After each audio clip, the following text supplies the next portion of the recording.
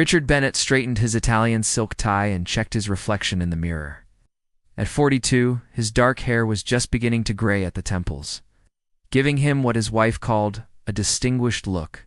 The penthouse apartment offered a panoramic view of the city. He'd conquered a skyline where 3 of the buildings bore his company's name. "You look handsome as always," Sophia said, entering their bedroom with a cup of coffee. She wore a simple, cream dress that complemented her auburn hair, which fell in gentle waves around her shoulders. "Thank you, darling," Richard replied, accepting the coffee with a smile. "What would I do without you?" Sophia's gentle laugh was like music. "Probably forget to eat and sleep." Their marriage had been the talk of high society for 7 years. The brilliant real estate developer and the elegant museum curator who met at a charity auction. What fascinated their social circle most was the harmony they maintained. In all their years together, Richard had never seen Sophia lose her composure. She handled everything with grace: charity events, business dinners, even the occasional tabloid gossip. "Will you be home for dinner tonight?" Sophia asked, her hazel eyes hopeful.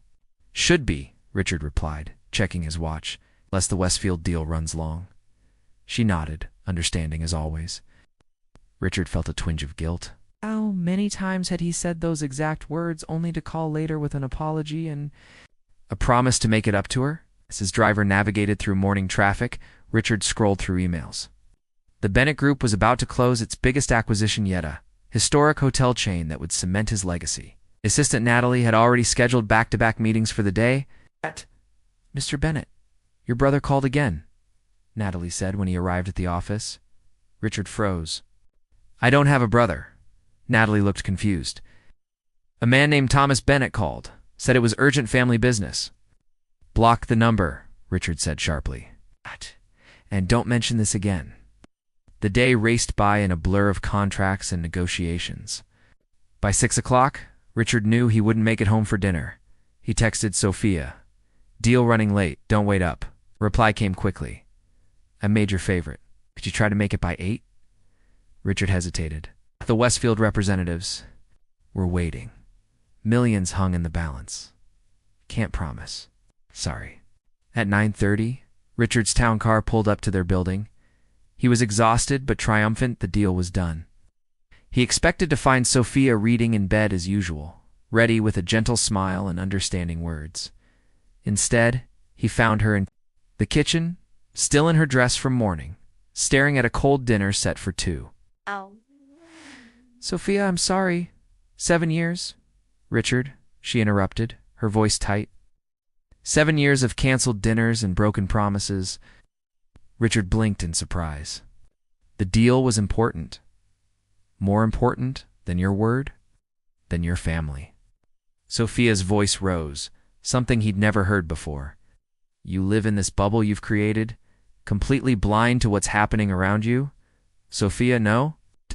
She was shouting now, tears in her eyes. "I can't do this anymore. You need to wake up before you lose everything that actually matters." She grabbed her purse and coat, brushing past him. "Where are you going?" Richard asked, stunned. "Don't wait up," she said, throwing his words back at him before the door closed behind her.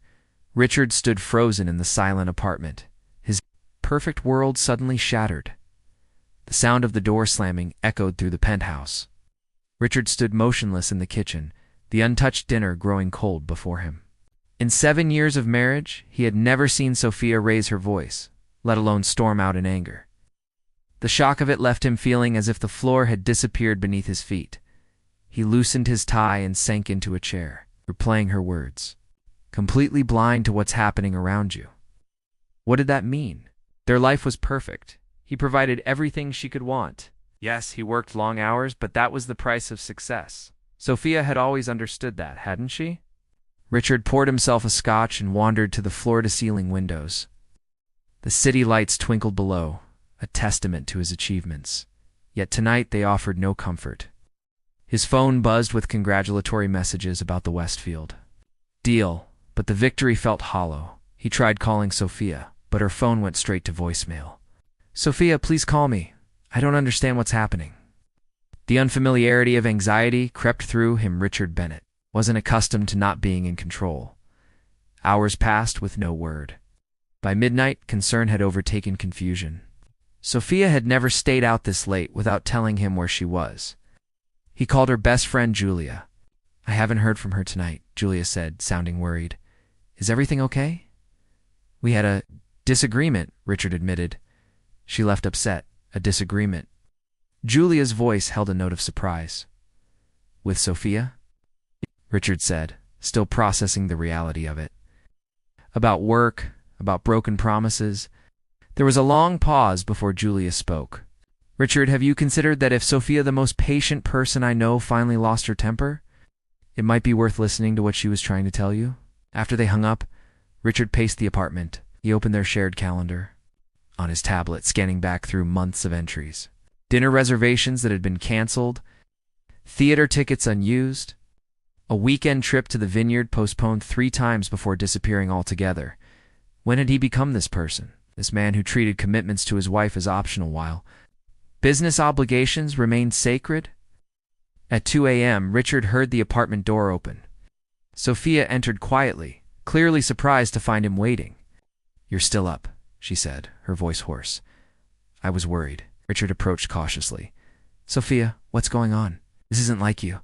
He looked exhausted, dark circles under her reddened eyes. "I'm sorry," I shouted. "Shouldn't have lost control like that. No, I think maybe you should have a long time ago." Richard guided her to the sofa. "Talk to me, please." "Shh." Sophia looked down at her hands. "It's complicated, is it? Is there someone else?" The question physically hurt. "Two ass," her head snapped up. "No, Richard, how could you think that?" "Then what? What could possibly make you this upset?" She hesitated. "I've been keeping something from you. Something I promised not to tell." A chill ran through him. "What promise? To whom?" "I can't say. Not yet." Sophia stood. "I need you to trust me a little longer." "Trust works both ways, Sophia. You're right." She looked at him with weary determination. "Tomorrow, take the day off. Follow me if you need to. See where I go. Then we'll talk." The suggestion was so unexpected that Richard could only nod. As they prepared for bed in silence, his mind raced with possibilities. What secret could his gentle, transparent wife be hiding? What had been happening right under his nose while he chased the next deal, the next milestone? Sleep eluded him.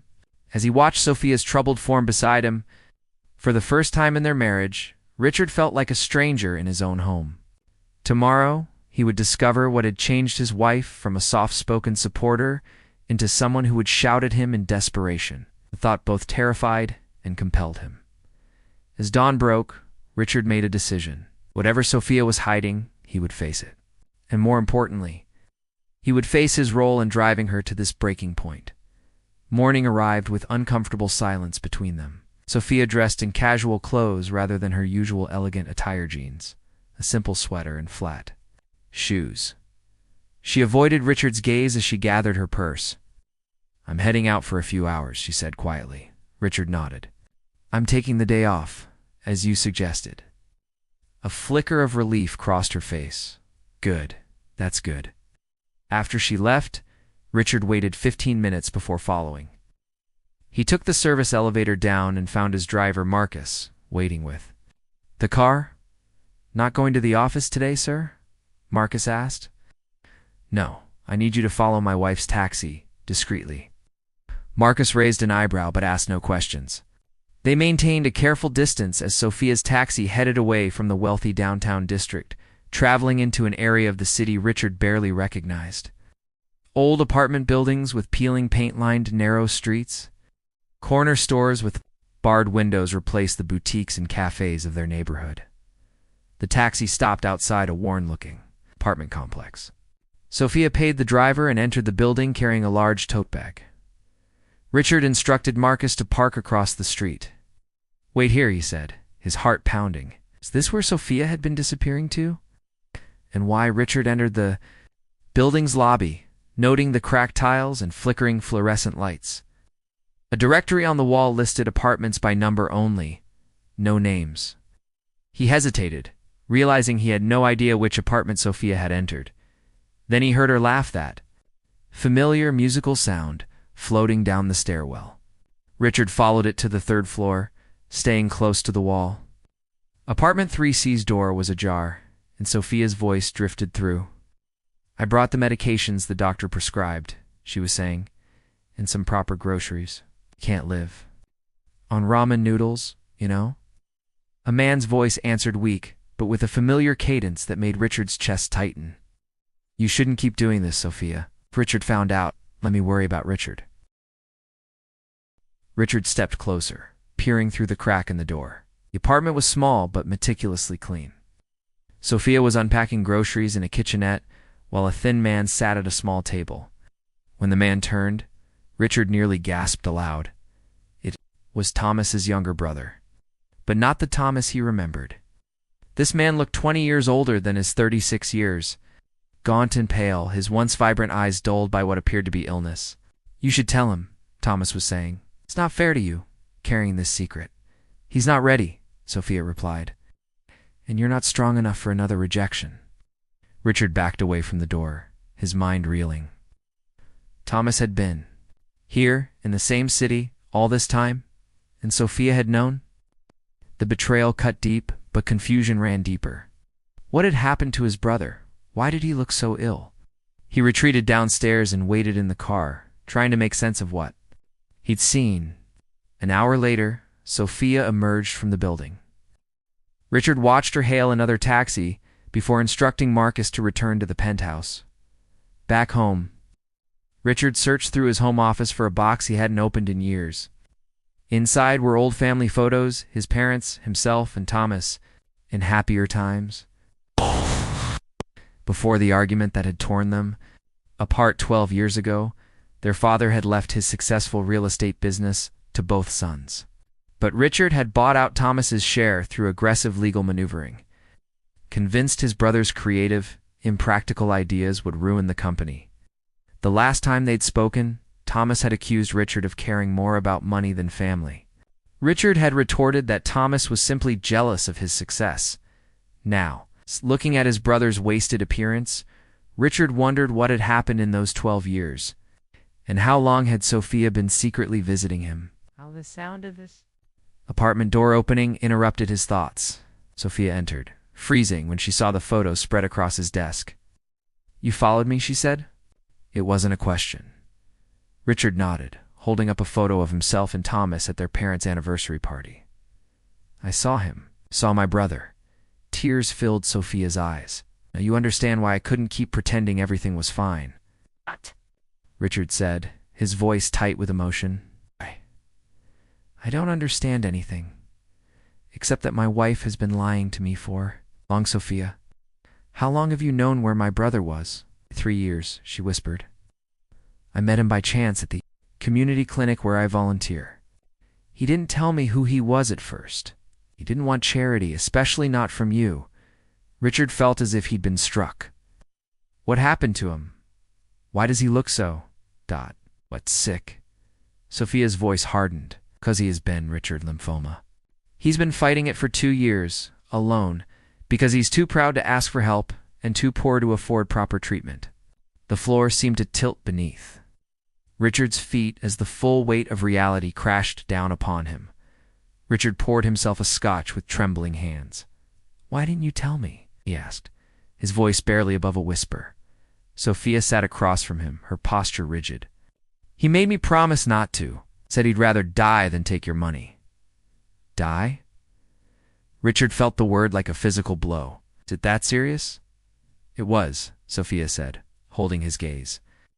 "The doctors gave him 6 months last year. Been paying. For experimental treatments, better doctors. It's working slowly, but his insurance ran out long ago." Richard set down his glass. "That's where your personal inheritance has been going." "Yes." She didn't apologize or look away. "Your brother needed it more than we needed another vacation home." The quiet certainty in her voice made Richard flinch. Always admired Sophia's moral compass, her generosity to charities, but realized he'd never truly understood the depth of her compassion. "Tell me everything," he said. As twilight descended outside their windows, Sophia revealed the story piece by piece. How she'd recognized Thomas from wedding photos despite his changed appearance. How he'd begged her not to tell Richard. how she'd been secretly supporting him through treatments, helping with rent when he could no longer work as a freelance architect. He's brilliant, Richard, Sophia said, animated for the first time. The designs in his apartment have been sick. He creates beautiful things, but no firm will hire him because of his health issues. In the argument last night, Sophia's expression clouded. I'd just come from the hospital. Thomas collapsed yesterday morning. The doctors want to try a new treatment, but it's expensive even for us. I needed to tell you, but I promised him. She trailed off, tears threatening. I was exhausted, worried. When you canceled again, something just snapped. Richard stood, walking to the windows. The city lights blurred as he processed everything. The brother he'd pushed away was fighting for his life just miles from his luxury penthouse.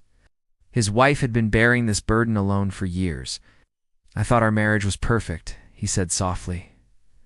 No marriage is perfect, Richard. Sophia came to stand beside him. But I never doubted my love for you. That's why this hurt so much, watching you choose work over family. Knowing what it cost Thomas before, seeing it happening again with us. You think I'm just like my father, Richard realized? It's putting business before people. I think you learned from him, yes. Sophia touched his arm gently. Your father drove your mother away, damaged his relationship with Thomas beyond repair. I was afraid the same thing was happening to us. Richard turned to face her. Why stay? Why not leave me? 'Cause I see who you could be. Who you are, underneath the ambition. Sophia's voice softened. And because I love you, even when you make it difficult. The simple honesty of her words cut through his defenses. For years, Richard had measured success in acquisitions and assets. He'd convinced himself that providing financially was enough, that luxury compensated for his absence. Now he saw the hollowness of that belief. I need to see him, Richard said finally. Sophia nodded. He won't make it easy for you. I don't deserve easy, Richard admitted, but I need to try. They sat together on the sofa until midnight, making plans. Richard called his executive team to reorganize his schedule for the coming weeks. For the first time in years, he delegated major decisions. The Westfield deal would proceed without his constant oversight. As they prepared for bed, Richard stopped. Sophia, with a gentle hand. Thank you, he said, for shouting at me, for loving my brother when I failed to, for loving me enough to be honest. Sophia's smile was tinged with sadness. I should have told you sooner. No, Richard said. I should have been someone you could tell. That changes now. They lay in the darkness. Richard realized something that should have been obvious years ago. His wife hadn't married him for his wealth or status. She'd married him despite those things, seeing something worthy in him that he himself had forgotten existed. Tomorrow, he would face his brother and the consequences of his choices. The thought terrified him more than any business negotiation ever had, but Sophia's hand and his offered courage he hadn't known he needed. The morning sun cast long shadows across the hospital corridor as Richard followed Sophia to Thomas's room. He carried a small potted plant, a peace offering that felt woefully inadequate. Remember, Sophia whispered outside the door. He's proud. Don't mention money first thing. Richard nodded, his throat tight. When they entered, Thomas was sitting up in bed, sketching on a tablet. He looked up, his expression shifting from welcome to shock when he saw Richard. What is he doing here? Oh. Thomas asked Sophia, his voice raspy. He knows, she replied simply. It was time. An uncomfortable silence filled the room. Richard took, and his brother's appearance thinner than a few days ago, with dark circles under his eyes. Yet there was still a spark of the Thomas he remembered in the defiant set of his jaw. Nice of you to visit after 12 years, Thomas finally said. Richard, you set the plant down. I'm sorry it took so long. Thomas laughed, a harsh sound that dissolved into coughing. Sophia told you about the cancer, and now you feel obligated. Save your pity, Richard. It's not pity, Richard said, struggling to find the right words. It's shame. Thomas looked up sharply. I've been wrong, Richard continued. About what matters. About family. About you. He gestured to the tablet. Sophia says you're still designing. Thomas clutched the tablet protectively. When I have the strength. Richard moved closer, catching a glimpse of the sketch in elegant. Sustainable housing complex with rooftop gardens. May I? He asked. After a moment's hesitation, Thomas handed him the tablet.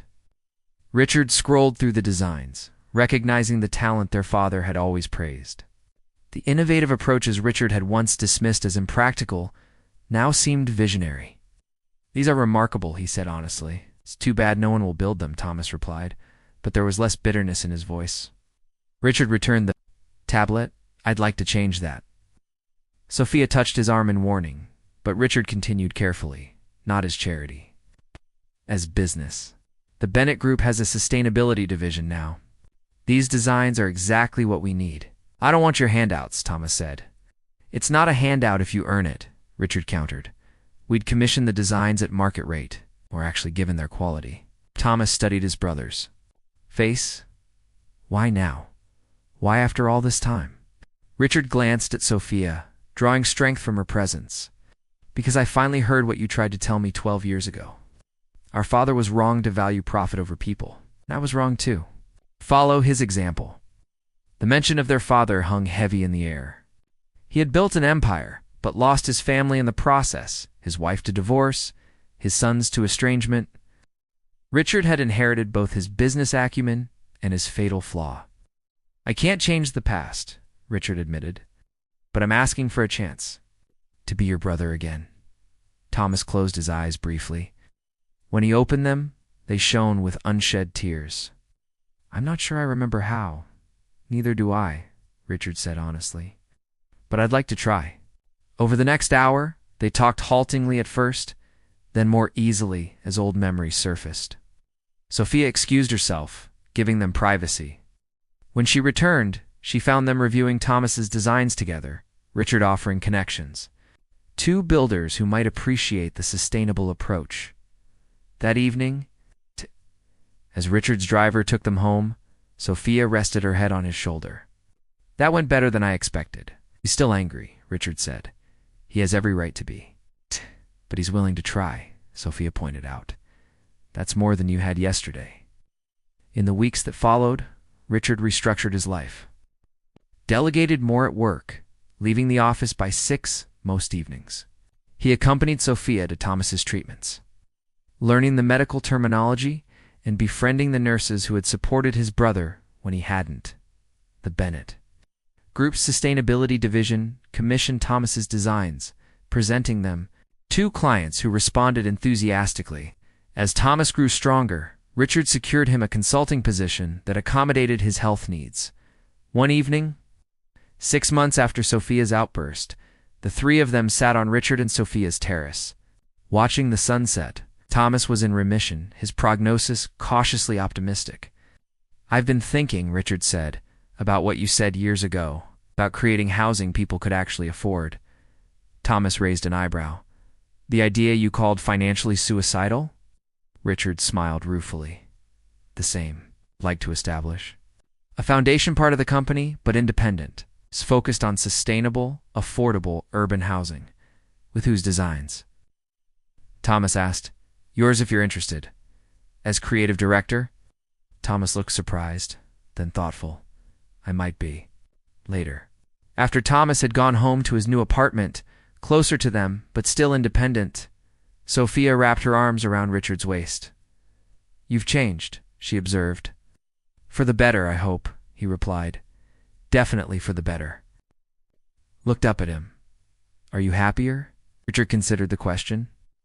His days were no longer filled with the constant pursuit of the next acquisition. Instead, he'd rediscovered simple pleasures dinners with Sophia, rebuilding his relationship with Thomas, even contributing to charitable causes that once seemed like distractions. I am, he realized. Happier than I've been in years. Good. Sophia smiled, because that's all I ever wanted. Richard kissed her gently. No. When you shouted at me that night, I thought my perfect world was falling apart, and now, I understand it wasn't perfect at all. He looked out at the city lights, seeing them differently than before. But this feels real, and that's better than perfect. Sophia nodded, leaning into him. Much better. As night fell over the city, Richard Bennett, still a millionaire, still successful, but no longer defined solely by those things held. His wife Close, grateful for the outburst that had shattered his illusions and given him something far more valuable in return, a second chance at being human.